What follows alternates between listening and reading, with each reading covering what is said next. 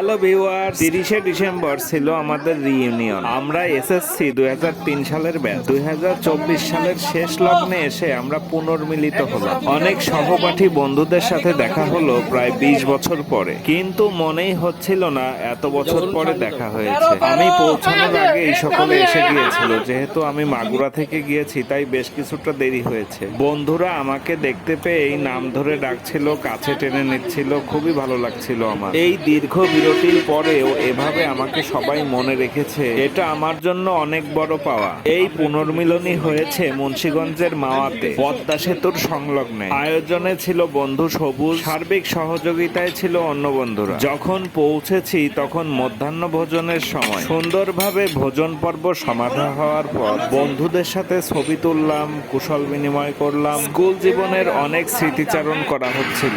এত স্মৃতি জমে আছে সবার মনে, বলতে গেলে হয়তো 1 মাসেও শেষ হবে না। লাঞ্চের পরে আনন্দ অনুষ্ঠান, সকলেই অংশগ্রহণ করলাম। আমি শোনাবো বিষ নামানোর মন্ত্র।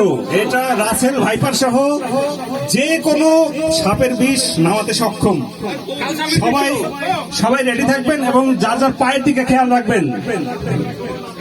12 গাছি নারকেল 13 গাছি ধূপের গন্ধে স্বর্গে ওঠে ধোয়া, মোর কণ্ঠ ছাইরা যদি অন্য কোথাও যাও তো হাই বাবা সার মাথা খাও। তন্নমানিত বিশুদ্ধ সনাতনে মোর কণ্ঠে হইছে আরো হরপের গাথনে, মোর কণ্ঠ ছাইরা যদি অন্য কোথাও যাও তো হাই বাবা সার মাথা খাও। সবাই কিন্তু সাবধান, সবার পায়ের দিকে সাবধান। রাসেল ভাইপার কিন্তু আসতে পারে। সুকাল কি রেডি? এবার র্যাফেল ড্র। এখানে গুরুত্বপূর্ণ দায়িত্ব পালন করেছে আমাদের টুসুমনি।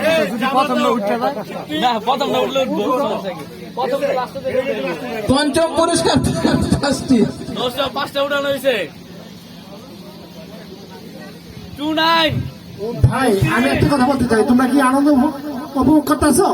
সবাই একটু আনন্দ লাগতেছে ইনশাআল্লাহ।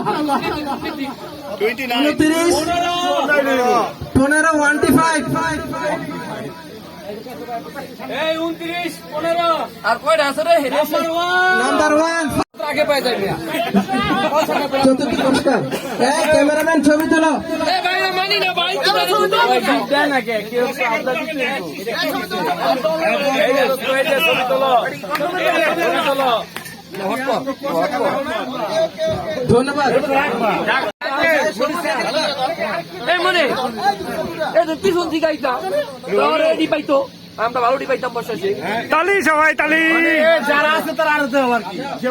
টুসুর মা এই প্রোগ্রামে অংশ নিয়েছে যে কোনো এক ঘটনাক্রমে। এই প্রোগ্রাম সে খুবই এনজয় করেছে। অর্গানাইজ করার সুযোগ দেওয়ার জন্য এজন্য ধন্যবাদ তোমাদের, এবং আসার জন্য রিলে আমি সারপ্রাইজ যে এত তাড়াতাড়ি কেমনে সম্ভব যে সবাই অ্যাটলিস্ট 50-60 জন তো হয়েছে একসাথে।